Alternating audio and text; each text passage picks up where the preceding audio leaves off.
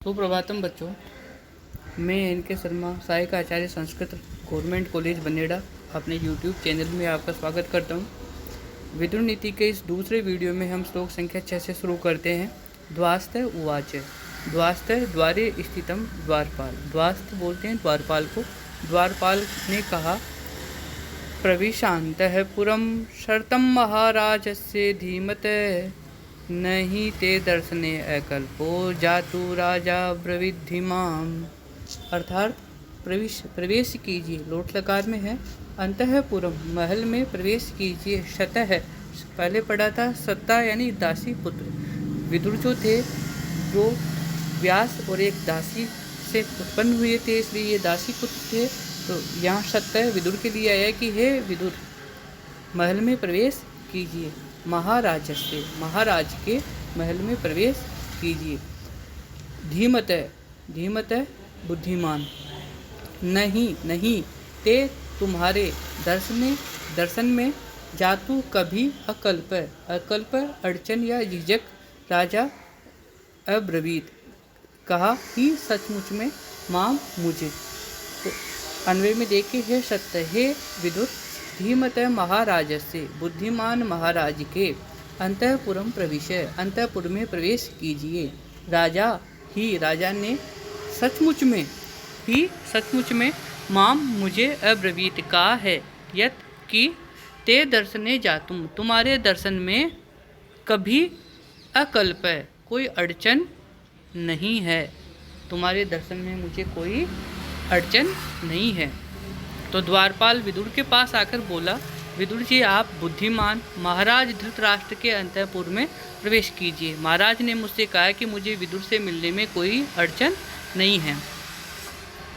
विशेष में देखिए, द्वारपाल ने महाराज धृतराष्ट्र के कथन को विदुर के सामने प्रस्तुत किया। इससे ज्ञात होता है कि विदुर से मिलने में महाराज को कोई ऐतराज नहीं था। द्वारपाल द्वारा महाराज के लिए धीमत यानी बुद्धिमान शब्द का प्रयोग उनके प्रति सेवक के हृदय में विद्यमान सम्मान की भावना को प्रदर्शित करता है। श्लोक संख्या 7 देखिए। वैशंपायन उवाच, ततः प्रविश्य विदुरौ धृतराष्ट्र निवेशनम अब्रवीत प्रांजलि वाक्यम चिंतयानम नराधिपम। ततः उसके पश्चात प्रवेश करके विदुर ने धृतराष्ट्र के निवेशनम महल में, उसके बाद विदुर ने धृतराष्ट्र के महल में प्रवेश करके अब्रवीत कहा। कैसे कहा? प्रांजलि हाथ जोड़कर, वाक्यम वचन, चिंतयानम चिंता से ग्रस्त धृतराष्ट्र को, राजा धृतराष्ट्र को ऐसे वचन कहे। ततः उसके पश्चात विदुर धृतराष्ट्र निवेशनम, विदुर ने धृतराष्ट्र के महल में प्रवेश कर प्रांजलि सन हाथ जोड़ते हुए चिंतयानम चिंताग्रस्त नराधिपम, चिंताग्रस्त धृतराष्ट्र को वाक्यम अब्रवीत ऐसे वचन कहे। विशेष में देखिए, महाभारत के इस भाग के वक्ता वैशंपायन और श्रोता जनमेजय है। राजा जनमेजय ने एक यज्ञ कराया था, नाग यज्ञ, सर्प यज्ञ। उस सर्प यज्ञ में ऋषि वैशंपायन वहाँ प्रमुख पुरोहित थे और उन्होंने वहाँ पर इस महाभारत की कथा को कहा था। तो वहाँ पर वक्ता हो गए वैशंपायन और श्रोता थे जनमेजय। इस अध्याय के वक्ता है विदुर और श्रोता है युधिष्ठिर। यहाँ युधिष्ठिर गलत लिखा हुआ है, इसको सही कर लीजिए। यहाँ श्रोता है धृतराष्ट्र। यह कथोपकथन की शैली महाभारत काव्य की विशेषता है, जिसमें एक वक्ता होता है और एक श्रोता होता है। इससे काव्य निर्माता को अपने विचार प्रकट करने में बड़ी सहायता मिलती है। रामायण में भी इसी शैली को स्वीकार किया गया है। 8वां श्लोक देखिए।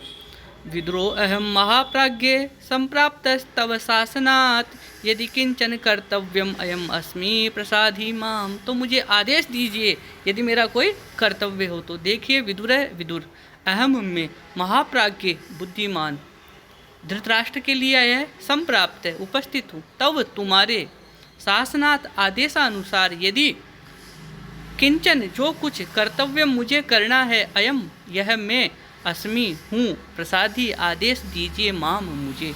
तो महाप्राज्ञ यानी महामते, हे बुद्धिमान, हे महामते, अहम विदुर तव शासनात्, मैं विदुर तुम्हारी आज्ञा से, तुम्हारे आदेश से संप्राप्त है। अयम अस्मि, उपस्थित हो गया हूँ, आपके समक्ष उपस्थित हो गया हूँ।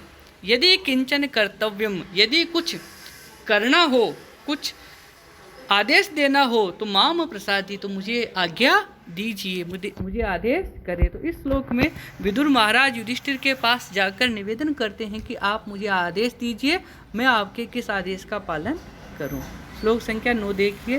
संजयो विदुर प्राज्ञो गृहीत्वा च माम गत, अजात शत्रो स्वो वाक्यम सभा मध्य स वक्ष्यति। संजय यानी धृतराष्ट्र का सारथी, जिसको कि धृतराष्ट्र ने दूत बनाकर पांडवों के पास भेजा था।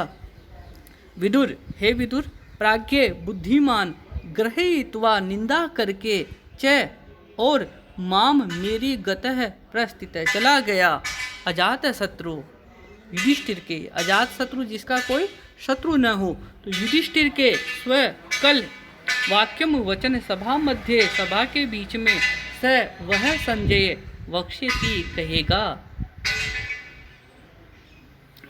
हे विदुर, प्राज्ञ संजय, यहाँ प्राज्ञ किसके लिए है? संजय के लिए। तो बुद्धिमान, प्राज्ञ यानी बुद्धिमान संजय, माम गर्हित्वा मेरी निंदा करके, मुझे बुरा भला करके, गत चला गया है, स्व कल स सभा मध्य, वह सभा के बीच में, अजात शत्रु वाक्यम वक्ष्यति, अजात शत्रु युधिष्ठिर के वाक्य को कहेगा, युधिष्ठिर के वचन को सुनाएगा। युधिष्ठिर ने उसे क्या कहा है वो उसे सुनाएगा।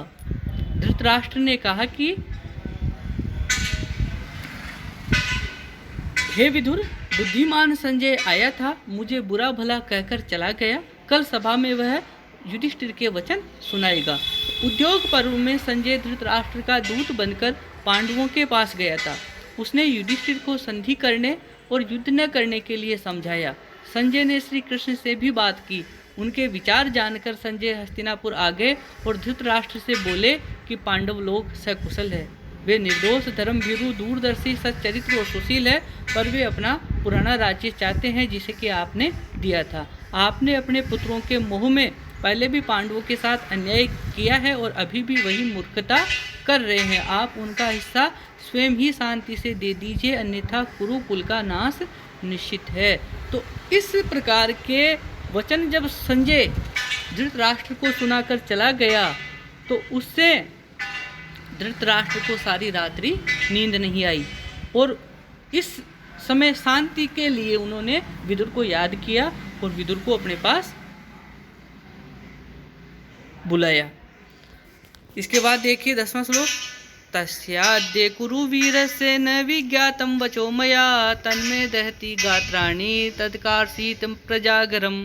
तस्य उस कुरु वीरस्य, उस युधिष्ठिर के, वचन अद्य आज नहीं विज्ञातम जान पाया। उस युधिष्ठिर ने संजय को क्या कहा? ये मैं आज नहीं जान पाया। तत् यह मैं गात्राणि दहती, मेरे शरीर के अंगों को जला रहा है।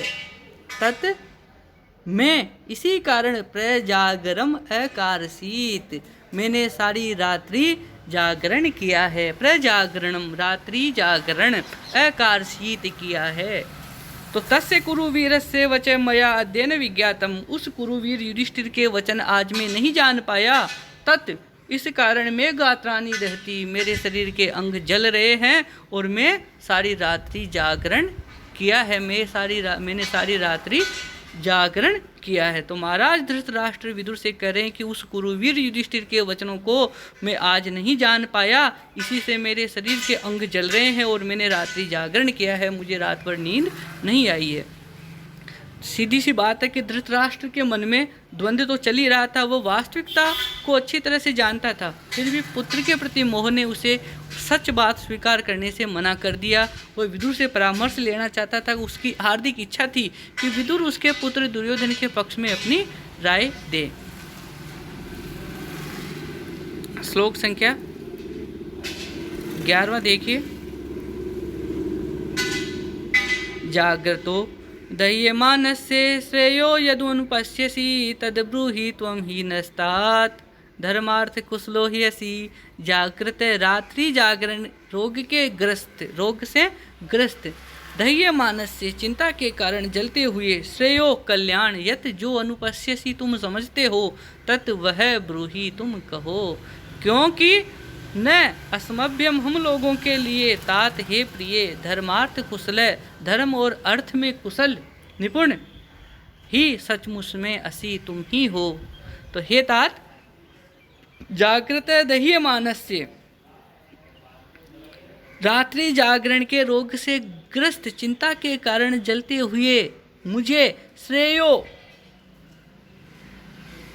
कल्याणकारी यत अनुपश्यसि जो समझते हो, तुम जो समझते हो मेरे कल्याण के लिए जो तुम अच्छी तरह से समझते हो तत् त्वं ब्रूहि वह तुम मुझे कहो ही, क्योंकि न धर्मार्थ कुशल असि हम लोगों के लिए धर्म और अर्थ के ज्ञान में निपुण तुम ही हो, एकमात्र तुम ही हो जिसे धर्म और अर्थ का ज्ञान है।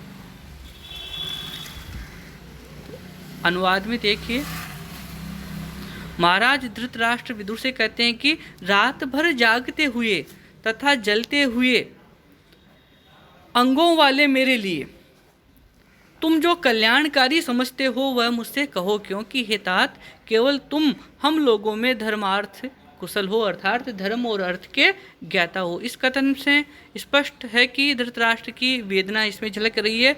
वह आधी यानी मानसिक व्यथा से पीड़ित है। वह अत्यंत दयनीय दशा में विदुर से कह रहा है कि मैं चिंता से जल रहा हूँ, अब सारी रात मैं जगा हूँ, मेरे अंग चल रहे हैं, मेरे लिए जो कल्याण की बात समझो वह कहो, क्योंकि हम लोगों में तुम ही धर्म और अर्थ के ज्ञान में निपुण हो। श्लोक संख्या 12 देखिए, यतः प्राप्त संजय पांडवेभ्यो न मे यथा वन्मनश प्रशांति सर्वेन्द्रियाणि प्रकृति गतानि किम वक्ष्यति तेव मे अद्य प्रचिंता। यतः जब से प्राप्त है लौट कर आया है, कौन? संजय पांडवेभ्य पांडवों के यहाँ से जब से संजय लौट कर आया है, नहीं मैं मेरे यथावत पहले जैसी मन से मन में प्रशांति पूर्ण शांति पहले जैसी मेरे मन में शांति नहीं है जब से संजय पांडवों के यहाँ से लौटकर आया है। सर्वे इंद्रियाणि सभी इंद्रियां अप्रकृतिम गतानि विचलित हो गई है, अप्रकृति को प्राप्त हो गई है। किम क्या वक्ष्यति कहेगा इत्येव यही मैं मुझे अद्य आज प्रचिंता विशेष चिंता है कि वो कल सभा में क्या कहेगा, यही मुझे विशेष चिंता है। यतः संजय जब से संजय पांडवेभ्य प्राप्त है पांडवों के समीप पहुंचा है, पांडवों के समीप से वापस आया है, ततः तब से मैं मन से यथावत प्रशांति न मेरे मन में पहले जैसी यथावत पहले जैसी पूर्व की भांति शांति नहीं है। सर्वेन्द्रियाणि अप्रकृतिम गतानि सभी इंद्रियां अप्रकृति को प्राप्त हो गई है अर्थात विचलित हो गई है। अद्य आज स किम वक्ष्यति वह क्या कहेगा, इत्येव में प्रचिंता यही मेरी विशेष चिंता है। तो धृतराष्ट्र ने कहा जब से संजय पांडवों के यहाँ से लौटकर आया है तब से मेरे मन में पहले जैसी पूर्ण शांति नहीं है, मेरी सभी इंद्रियां विचलित हो गई है, वह आज क्या कहेगा यही मुझे विशेष चिंता है। कहते हैं कि कभी कभी आपत्ति का पूर्वाभास हो जाता है। धृतराष्ट्र भी वयोवृद्ध और अनुभवी महाराज थे। कौरवों और पांडवों की समस्त घटनाएं उनके सामने घटित हुई थी।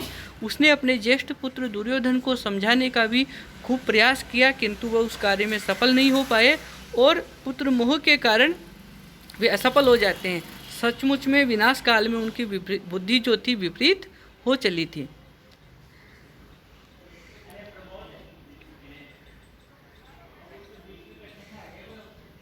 अब इसके आगे वाले जो श्लोक है जिसमें विदुर अपने धर्म और नीतिपरक उपदेश सुना रहे हैं वो अपन इससे आगे वाले वीडियो में हम देखेंगे पढ़ेंगे। धन्यवाद।